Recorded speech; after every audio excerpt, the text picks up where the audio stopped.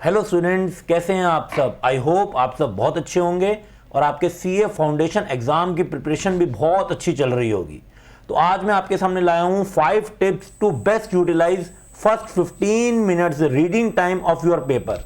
आप कैसे अपना 15 मिनट्स का जो रीडिंग टाइम आपको अलॉट होता है पेपर से पहले, लिखने से पहले, वो आप कैसे उसको बेस्ट यूटिलाइज कर सकते हैं। तो बहुत ध्यान से और पूरी वीडियो सब लोग देखेंगे। आइए स्टार्ट करते हैं। सबसे पहले अगर हम लोग टिप नंबर 1 की बात करें तो आपको सबसे पहले आइडेंटिफाई करने हैं वो क्वेश्चन जिसमें आपके पास मैक्सिमम कॉन्फिडेंस है, जो क्वेश्चन कहीं ना कहीं आपने बहुत बार अपनी प्रिपरेशन जर्नी में किए हुए हैं या फिर वो क्वेश्चन आपने कहीं ना कहीं देखे हुए हैं, पढ़े हुए हैं। अगर ऐसा कोई क्वेश्चन आपको एग्जाम में दिखता है, और मेरा मानना है आपको एग्जाम में ऐसे क्वेश्चन जरूर दिखेंगे, बल्कि बहुत सारे दिखेंगे, तो वो आपकी बकेट लिस्ट में सबसे पहले होने चाहिए, जिसको आप सबसे पहले वहां पर सॉल्व करने वाले हैं। और साथ में एक और बहुत इंपॉर्टेंट काम आपको क्वेश्चन पेपर में 15 मिनट्स में ही ये डिसाइड कर लेना है कि ऐसा कौन सा एक क्वेश्चन होगा जो आप क्वेश्चन स्किप करने वाले हैं। Because you all know we have one choice available. तो वो एक कौन सा क्वेश्चन होगा, उसमें छोटा सा आप लोग क्रॉस लगा सकते हैं, कोई भी उसमें इश्यू नहीं है, पेंसिल से, जिससे कि आपको पहले ही क्लैरिटी हो जाएगी कि भाई इस क्वेश्चन को छोड़ के मैंने बाकी सारे के सारे क्वेश्चन आज इस क्वेश्चन पेपर में करने हैं। तो बहुत ध्यान से चलेंगे टिप नंबर 1 को लेकर। अगली मैं टिप की बात करता हूं, दैट इज टिप नंबर 2। ये ट्रू फॉल्स से रिलेटेड है आपके अकाउंटिंग पेपर में। तो मेरे से बच्चे बहुत बार बोलते हैं सर हमको 15 मिनट्स रीडिंग टाइम तो मिल जाता है, लेकिन क्योंकि हमको लिखने का अलाउंस तो मिलता नहीं है, तो अगर हम कुछ सोच भी रहे हैं उसको हम अपने दिमाग में कब तक लेकर चलें, उसका हमें कैसे बेनिफिट मिलेगा। तो इसके लिए एक बहुत ही इनोसेंट सा हैक है आपके लिए जो मैंने क्रिएट किया है। आपको क्या करना है, जो क्वेश्चन नंबर फर्स्ट का ए पार्ट फॉर 12 मार्क्स की 6 स्टेटमेंट्स पूछी जाती हैं, 6 स्टेटमेंट्स कैरिंग 2 मार्क्स ईच, पूरा 12 मार्क्स का क्वेश्चन आपके पास पूछा जाता है। ये आप कहीं ना कहीं क्वेश्चन पेपर में ही सॉल्व कर सकते हैं। सर कैसे?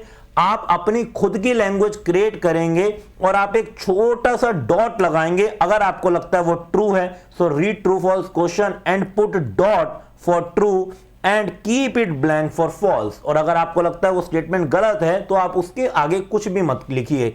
और ये बिल्कुल भी आपका अनफेयर मींस के अंदर कैटेगराइज नहीं किया जाएगा, क्योंकि आप कोई आंसर तो लिख नहीं रहे, आप तो जस्ट डॉट लगा रहे हैं। तो डॉट तो आप रीड करते करते भी लगा सकते हैं। तो एक इनोसेंट से हैक आपके लिए बहुत काम आने वाला है, इसको भी आप ध्यान से अपने क्वेश्चन पेपर को देखते वक्त करेंगे।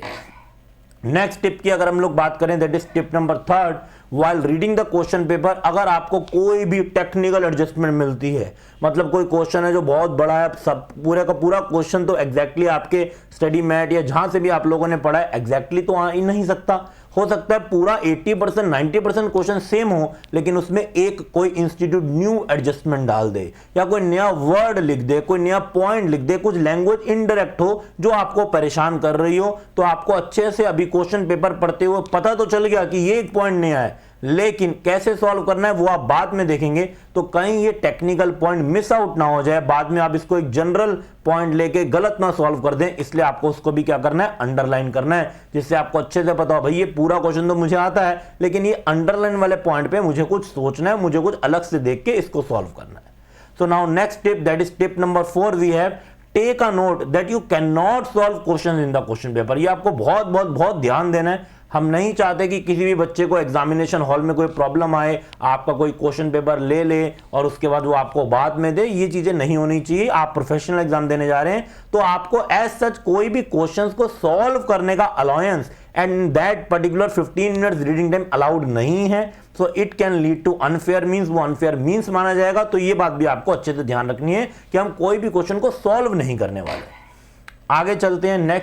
नेक्स्ट आपको क्या करना है, खुद से अपनी एक क्रोनोलॉजी, एक ऑर्डर, किस क्रोनोलॉजी में किस ऑर्डर में आपको क्वेश्चन सॉल्व करने हैं वो ध्यान में रखना है कि मैं पहले सर क्वेश्चन नंबर 2 करने वाला हूं, फिर मैं क्वेश्चन नंबर 5 करने वाला हूं, फिर मैं क्वेश्चन नंबर 1 पे आऊंगा, लाइक दैट। बिकॉज आप क्वेश्चंस को आगे पीछे भी करेंगे तो बिल्कुल चलेगा। जो क्वेश्चन पे आपको मैक्सिमम कॉन्फिडेंस है वो सबसे पहले करेंगे एंड लाइकवाइज। लेकिन ध्यान रखिएगा कि अगर आपने कोई एक क्वेश्चन स्टार्ट किया है, उस एक क्वेश्चन के सारे पार्ट उसके साथ साथ ही होने चाहिए। आप उसके लिए स्पेस एलोकेट कर सकते हैं। लेट्स सपोज मैंने पहले क्वेश्चन नंबर 2 किया, उसका ए पार्ट तो मुझे अच्छे से आता है, मैंने पूरा कर लिया, लेकिन बी पार्ट अभी मुझे अच्छे से समझ में नहीं आ रहा, तो मैं उसको अभी नहीं करना चाहता, तो आप उसके लिए रिक्वायर्ड स्पेस छोड़ेंगे वहीं पे। You can not do like this कि मैं क्वेश्चन नंबर 2 का ए पार्ट करूंगा, देन क्वेश्चन नंबर 3 का बी पार्ट करूंगा, फिर क्वेश्चन नंबर 1 का कोई पार्ट करूंगा। नो, अगर आप एक क्वेश्चन स्टार्ट कर रहे हैं, उसके सारे के सारे पार्ट आपको उसी जगह पर करने हैं।